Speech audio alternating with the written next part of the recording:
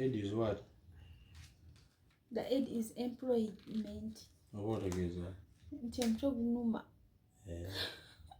Sorry. It will stop the employment.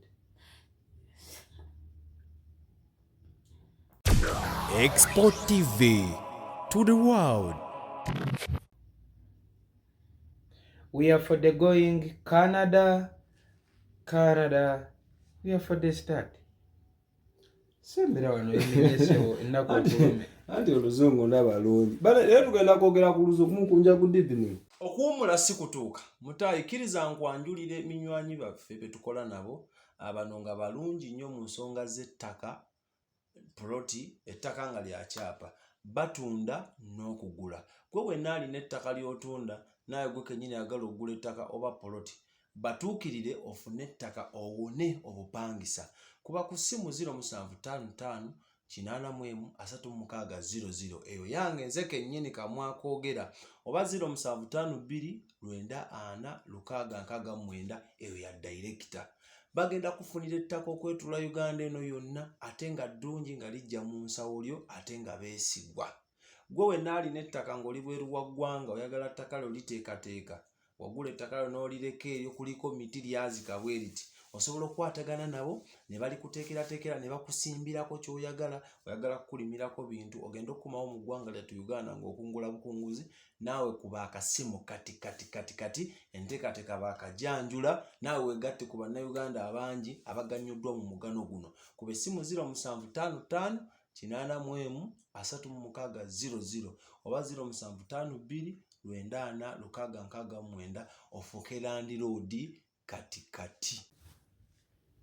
Agambye atya? Good evening. Bagambe Canada final abakulu banyuma ebyambalo bituusa abaana bagenda Canada naye nga kebagende Canada tujogere mu luzungu. Finally Canada abakulu banyumye edda nga bw'obalaba ebyambalo byatuuse dda. Nga bwe bagenda Canada interview tugenda gikola mu luzungu kuba abantu abagenda obeera mu conference bansi yonna. Kati n'okukozesa olulimi olubagatta wonna. Ladies and gentlemen, allow me to start with Mukunja. Yes. Good evening, sir. Good evening, sir. How are you, sir? I'm okay. How is she? How is Sheebah? Fine. Sheebah, she is fine. Now let me take the opportunity of greeting her also. Sheebah, how are you? I'm fine. How are you? As you are so smart. You're welcome. I'm welcome. Mukunja, why are you laughing? Huh? Canada tekyatulemeredde. Why are you dressing like this? We are ready for the Canada, Toronto, for the conference, international conference. That is the name of the conference. International. Sheebah, you are for the telling. What is the name? What are you going to do there in Canada? The name of the conference. She's telling us. What is the name of the conference? It's employment. It's anything. What's to do? It is anything. What's to do? That is the name of the conference. That is an interview. You just follow for us. We are going to speak English. Mukunda, what is this on your t-shirt? Kabalega Associates. The conference is for the code International Conference for Maternal, Newborn, and Child Health. It's going to happen on which? Toronto, Canada, of the date on 23 and 24 of August 2024. Now, for you already set, you have prepared yourselves. What should we expect from you on that day? Very much. We are for the going of the singing for them. We are for the going to be in that conference, and we are for the learning of the very many. So, all parents, all mothers, all fathers, on international. How many countries are going to expect? Every countries. They are going to be there. So every person, everyone who is for the want to going, Sheebah, you what can someone do to join that conference?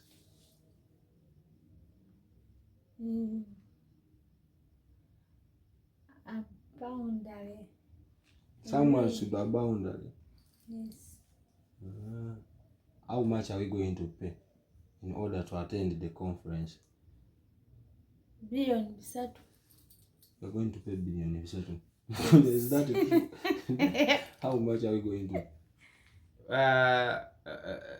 There are some people. We are for this. You are reading for. We are going for the showing you the small video which showing Now, we want you to explain with your mouth everything. Because once you explain, we can get that one more than listening to the other English, which is so kusumbualing. There is. We are for the going for the showing you there the video for the direction, and you are for the following the direction of everything.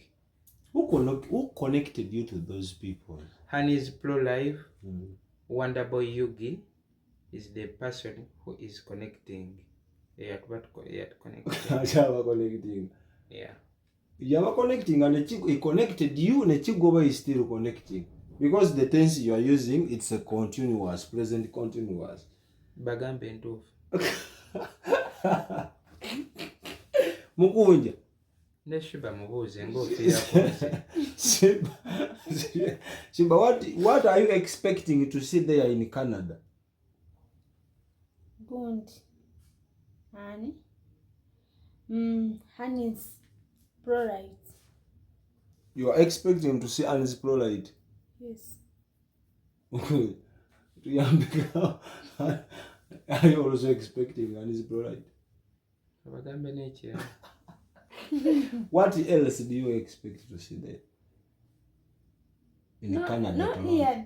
This 3 years is going to anything.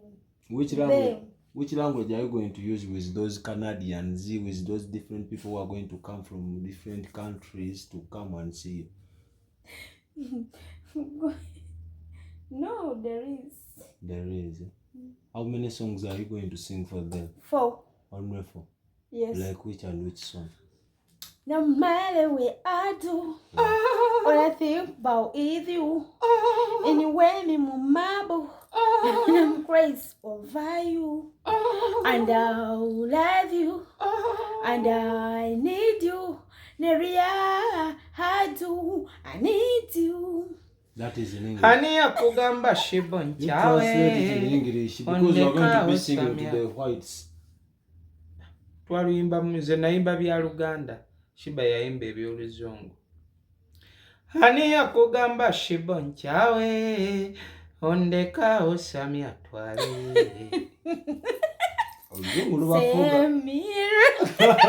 Sheebah, will you need a translator there when you reach there, or Singing you for just... what you are for the singing. Ayimbe gy'abadayimba. Send me la pillow, this is not the name. Salalalo, this is Solomon. Sheebah, once you reach there in Canada, will you need a translator, or for you okay with their language? You will be for the getting. No. You will not need a translator. Yes. Why? It's going in Kunja is the let us in. Not going is the. Is karma is the. Not is the. Umwana wagamba is not the coming. But how do you feel for this opportunity? Because it's a great opportunity for you, my friends who doesn't even know English. How do you feel once you received this opportunity? I am feeling so nice. I am feeling so good. I am so excited for the people of Canada. So I am calling every person, all the pupils in the world that this thing is for everyone. of every mother, every father, every youth, everyone. So everyone is invited, is allowed to attend. So make sure don't missing. Don't be somewhere, but be in Canada on that date of 23 and 24 August next year 2024. Because what was the name of the conference?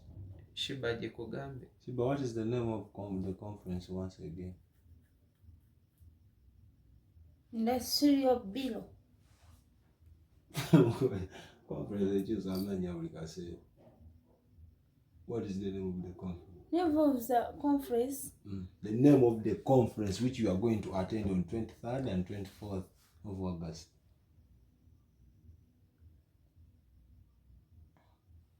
Poza akantu akonkerabidemu. You did. Mwami ono anziriremuko. Would you help? Mugambe, you help me, please. You help me, please. The name of the conference is calling International Conference on Maternal Newborn and Child Health. When are you setting off? The program is for the giving us by Honey's Pro Life. Wonderboy, when she is telling us to go. Is he a boy or is she a girl? She's a boy, she's a girl. Tujize mu Luganda bannange. By that tudde mu Luganda mukunja. Ndowoozingadde naawe. Briefly akulaba abadde tannategeera version y'oluzungu gye tubaddemu. Twatusaba omunnyonnyole. Ola nange neekalakaasa. Omunnyonnyole. Naawe ssebo ku Luganda otabuka. Omunnyonnyole. Olinga abasajja abamu ku kookubiri batabuka. Nedda mukunja. Omunnyonnyole enteekateeka eno kuba tubala mwena mwambadde obutishaati buno tetumanyi ki ekiddako era bwaki.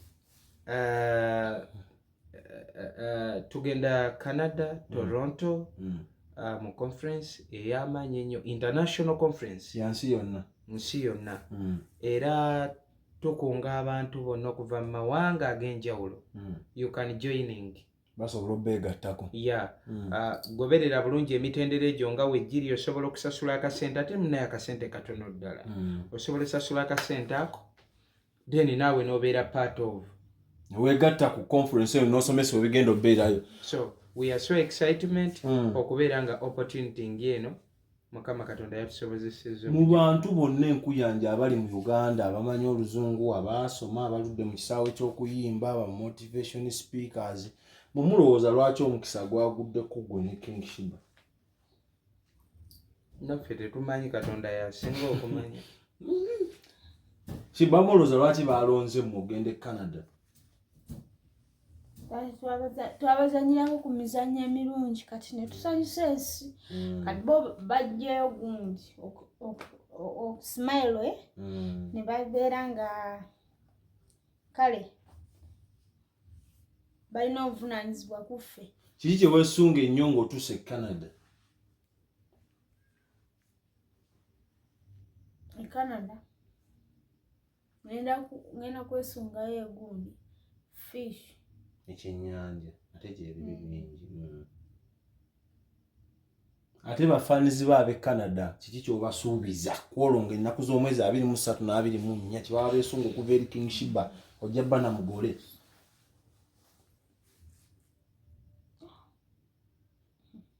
It is for the heading. Simanyi nakiriyo wabula Jesse okuntwala obutwazi ng'embuzi. Simanyi nange kiriyo wala. Mukunja for the taking the goat. Anti gonde conference ya mu luzungu. Bya luzungu nnyo. Neka nimugenda nkuwamu akafaananyi. Bagenda batera interpreter wamwawe omuli katebe kamwe. No, zigenda kubeera abantu bagenda kujja nga bava mu nsi ez'enjawulo. So what is it for the mean? Kiba kitegeeza nti oluzungu ye lugendo singa okozesebwa kuba luba lugatta abantu bangi. Naye n'abo abatalutegeera era baanirizibwa era bagenda kunnyonnyolwa mu nnimi ze bategeera. Bagenda tulamu omugendo tula. Baani abakiwoomyemu omutwe? Baabo mu kalango katubateereya akalango tukabateereddeyo. Osomako wanene kuba akatishaati kawoomu. Kabalega Associates. So tuli mu kkubo tujja. Beesunga endongo ey'akaweerege. Yes. ebiseera bijja kubaako n'amafuta g'obugole. Weewaawo.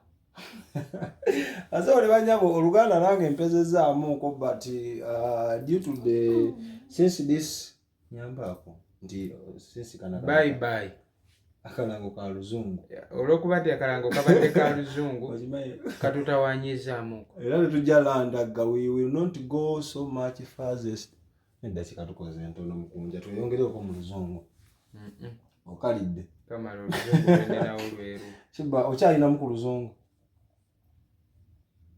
okalidde tukalidde wabula ab'e Canada ng'ennaku z'omwezi 23 n'ennaku z'omwezi nga 24 omwezi ogwa August omwaka ogujja abaami bane eno bali ku nnyonyi bajja so mwe benna abaagala okubeegattako information yagitaddewo awo wansi musobola oyitaawo ne musobola okubeegattako ne munyumirwa endongo yaabwe ate ne muyiga mukkirize tubeerekereze Mukama Katonda omulungi abatukuumire. Export TV to the world.